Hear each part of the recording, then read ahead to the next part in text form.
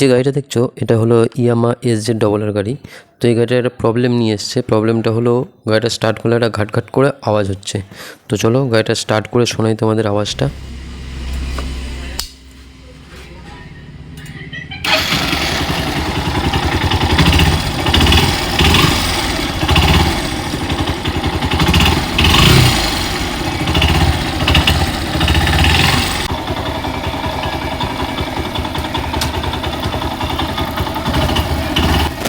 এই হলো ইঞ্জিনের সাউন্ড।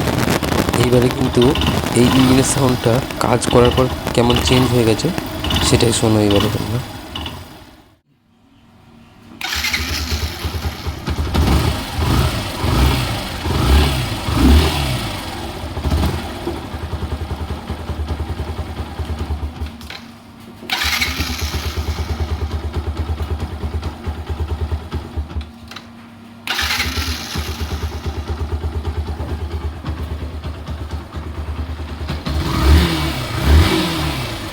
এই হলো গাড়ির অরিজিনাল সাউন্ড। আগের মতো কিন্তু আর ঘ্যাট করে কোনো সাউন্ড নেই।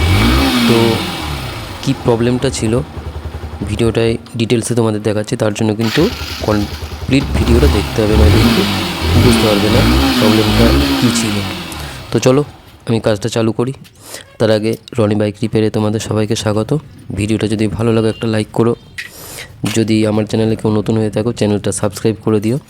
তো চলো আমি কাজটা শুরু করছি, তোমরা কন্টিনিউ দেখতে থাকো, তবে কিন্তু বুঝতে পারবে যে তোমাদেরও যদি এই ধরনের গাড়ি থেকে থাকে, এই ধরনের আওয়াজ থেকে থাকে, এই প্রবলেমটা কোথা থেকে হচ্ছে বুঝে নিতে পারবে।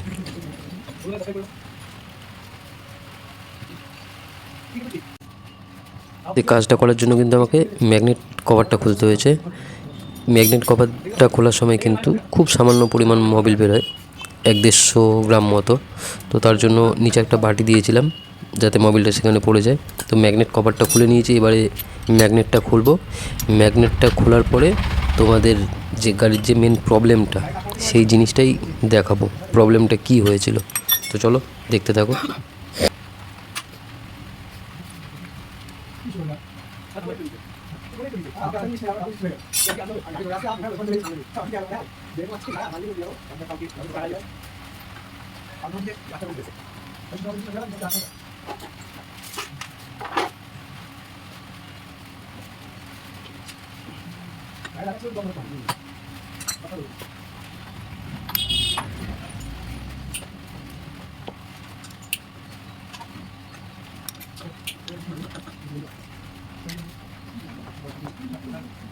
চলো ম্যাগনেট কভারটা খুলে নেওয়া হয়েছে, ম্যাগনেটটা বার করে নিই।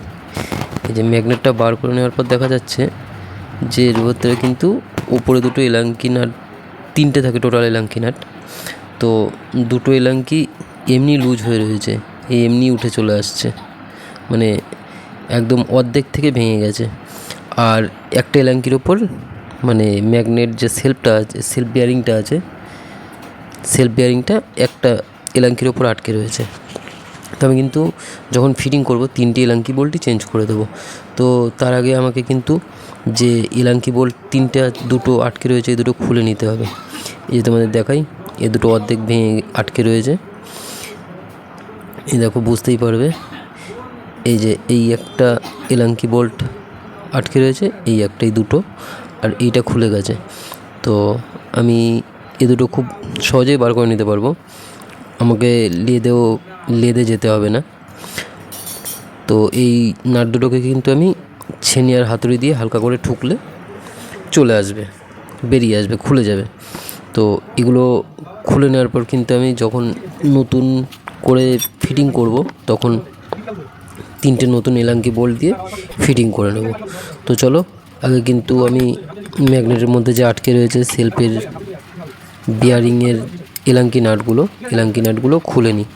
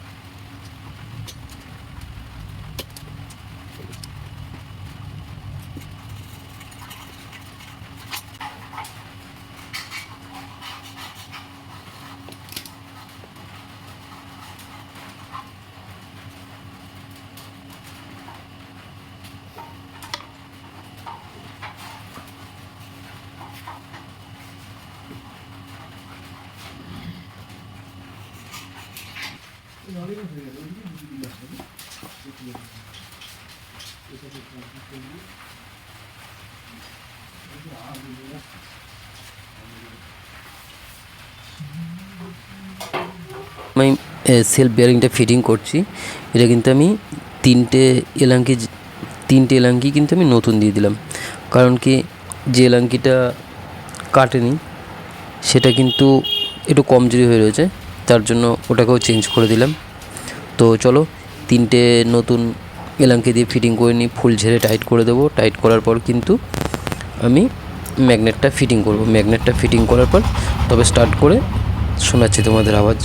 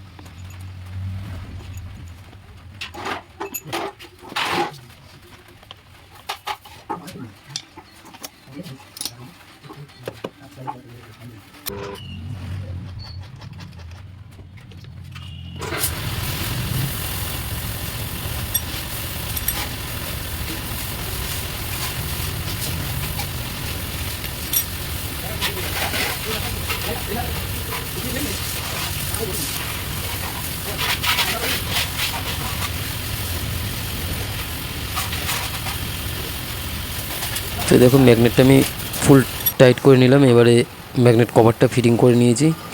এইবারে কিন্তু আমি ম্যাগনেট কভারের সব নাটগুলো টাইট করব। টাইট করার পর তোমাদের স্টার্ট করে শোনাচ্ছি আওয়াজটা, আগের আওয়াজ আর এখনকার আওয়াজের পার্থক্য। তো আশা করছি আওয়াজটা আগের মতো আর থাকবে না। অরিজিনাল নতুন গাড়িতে যেমন আওয়াজ থাকে সাউন্ড, সেই রকমই নর্মাল যে সাউন্ডটা থাকে সেই সাউন্ডটাই শোনাতে পারবো। তো চলো ম্যাগনেট কভারটা ফিটিং করে নিয়ে গাড়িটা স্টার্ট করি।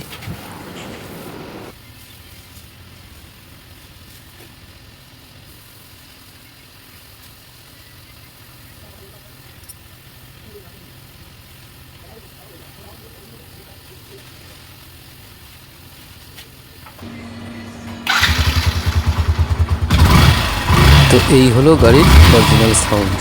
তো বুঝতেই পারছো আগে যে আওয়াজ ছিল আর এখনকার আওয়াজ অনেকটাই পার্থক্য। তো আওয়াজটা কিন্তু এই ম্যাগনেট যে এলাঙ্কি বোল্টগুলো আছে সেলফ বিয়ারিংয়ের, এলাঙ্কিগুলো ভেঙে যাওয়ার জন্য এইরকম আওয়াজ হচ্ছিলো।